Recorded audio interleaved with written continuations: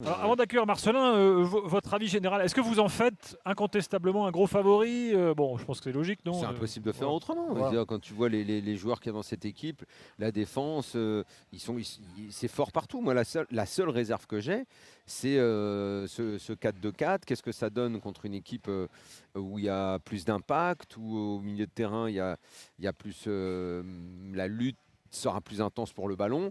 La dernière Coupe du Monde, ils sont forts les Brésiliens. Est-ce qu'ils sont aussi forts qu'aujourd'hui? C'est un peu difficile à dire. Quand ils se font taper, c'est par la Belgique qui fait rien à part jouer en contre et leur mettre et marquer en contre. Le reste du temps, c'est le Brésil qui domine tout le match.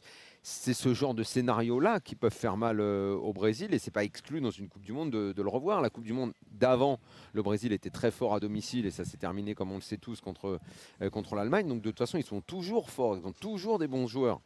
Là, il y a un Neymar qui est décidé à bosser comme il faut jusqu'à la Coupe du Monde pour être au top. Rafinha, c'est un super joueur. Je suis un peu plus mesuré sur Richarlison, qui n'est pas un joueur que je trouve extraordinaire, mais bon, il y a quand même Vinicius qui est également Qui n'était pas titulaire ce soir. dorénavant un très grand joueur. Non, je vois pas. Il y a- Casemiro est là. Enfin, ils sont bons partout. En fait, je trouve que par rapport à d'autres Coupes du Monde, même dans l'histoire du Brésil à la Coupe du Monde, où tu sais, on soulignait parfois les problèmes des gardiens brésiliens, c'est plus le cas. Je trouve que c'est plus complet qu'avant. Et même tu parles de Richarlison, moi je suis d'accord avec toi pour dire qu'il est un cran en dessous, mais pourtant c'est un profil aussi qui va être hyper important pour ces Brésils-là qui ont parfois eu des joueurs un peu identiques en termes de gabarit. Ils ont des joueurs plus complémentaires, je trouve, qu'à une époque. Ils ont trouvé en Rafinha effectivement aussi un joueur qui a complètement explosé et un Neymar qui est au top. Tu parles de 2014, rappelle-toi le Neymar qui portait sur ses épaules, mais qui était très jeune. Si là il est sérieux, il était très fort. oui, il était très fort, mais il a 8 ans de plus et donc il a l'expérience aussi en plus. Donc je la trouve plus complète. Avec un petit bémol sur Fred. Le milieu, qui est peut-être le joueur. Casemiro est quand même plus proche de la fin que du début. Ah ouais, mais C'est quand même, vraiment un Là, joueur il y majeur. avait Fabinho qui est sur le banc, qui est même pas rentré. Hein. Voilà, mais c'est ça. En fait, c'est ça. C'est comment faire cette équipe. Parce que avec Fabinho, moi j'adore Fabinho, donc je le mettrais dans cette équipe. Fred est le joueur que j'aime le moins. Il y avait aussi Firmino sur le banc qui n'est pas rentré. Fred, Tu vois, les gars qui ne font pas rentrer. Tu vois. Firmino, je ne sais pas s'il est réellement potentiellement titulaire. Mais Fabinho devrait l'être. Et Fred, moi, c'est pas un joueur que je trouve dingue. J'ai l'impression qu'ils le mettent là parce que il faut bien quelqu'un au milieu qui court dans tous les sens et qui essaye de ramasser des ballons. Ce qu'il fait quand même d'ailleurs. Ce qu'il est, oui, parce que de toute façon, il peut pas faire autre chose. Hein. Ils sont tous Alors, les gars, meilleurs que lui. On va aller au Mais Brésil. lui est pas terrible quand même. Marcelin Chamon est avec nous. Bonsoir Marcelin. Bonsoir messieurs. Bonsoir. Allez. Alias Marcelinho, bien sûr. Bien sûr, oui. Bon, tu as vu le match, je pense.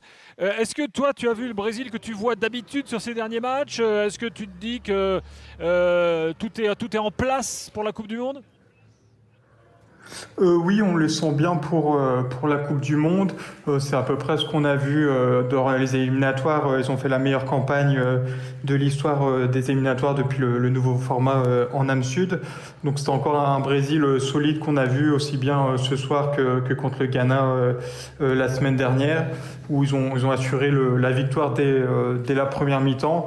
Et on sent que le groupe est solide et qu'ils sont déjà prêts pour la Coupe du Monde. Dis-moi, quels sont les débats du moment sur la sélection au Brésil? Je sais pas, peut-être le poste d'avant-centre, autre chose. Enfin, qu'est-ce qui fait débat dans les afters brésiliens? Oui, je pense le poste d'avant-centre, même si Richarlison il marque en ce moment, et même sur les éliminatoires, il marquait beaucoup, mais il convainc pas tout le monde. Et il y a Pedro derrière, donc qui joue en ce moment au Flamengo, donc il y a beaucoup de supporters de Flamengo au Brésil. Qui a marqué, donc il y en a beaucoup qui aimeraient le voir titulaire. Il a été très applaudi là quand il a marqué ce soir, c'est son premier but avec la sélection nationale. Donc je pense que c'est un peu le débat, peut-être avant-centre avec Pedro qui a vraiment ce profil d'avant-centre à l'ancienne par rapport à Richarlison qui peut peut-être plus revenir en défense ou aider collectivement. Il peut aider effectivement, pas forcément sur les replacements, mais notamment aussi défensivement parce qu'il peut apporter beaucoup. Et il apporte un truc, c'est pour ça que je parlais de son gabarit, de son profil. Il marque beaucoup de la tête, il marque beaucoup aussi pour débloquer des situations qui peuvent, qui peuvent être un peu complexes pour une équipe qui domine beaucoup. Donc je pense que c'est une histoire de profil. Tout le monde a bien conscience que Richarlison n'est pas le joueur brésilien rêvé, mais quand tu n'as pas une évidence, quand tu n'as pas le Ronaldo devant qui est le neuf du Brésil, eh ben Richarlison, moi par exemple entre les deux, entre Pedro et Richarlison, je préférerais Richarlison en complémentarité que les autres attaquants. Et je rappelle que Gabriel Jesus n'a même pas été appelé. C'est ce que j'allais dire, il n'existe plus Gabi Jesus. Il l'appelle pas. Marcelin. Gabriel Jesus, il n'était pas appelé sur ces 2 matchs amicaux, même si je pense qu'il a vraiment des chances d'aller à la Coupe du Monde, surtout qu'il a fait un gros début de saison avec Arsenal. Et Tite aime beaucoup le profil aussi, où là ça ressemble un peu plus à Richarlison par rapport à Pedro. Donc même si Gabriel Jesus n'était pas sur les 2 derniers matchs, je pense qu'il a quand même des chances de faire la compétition.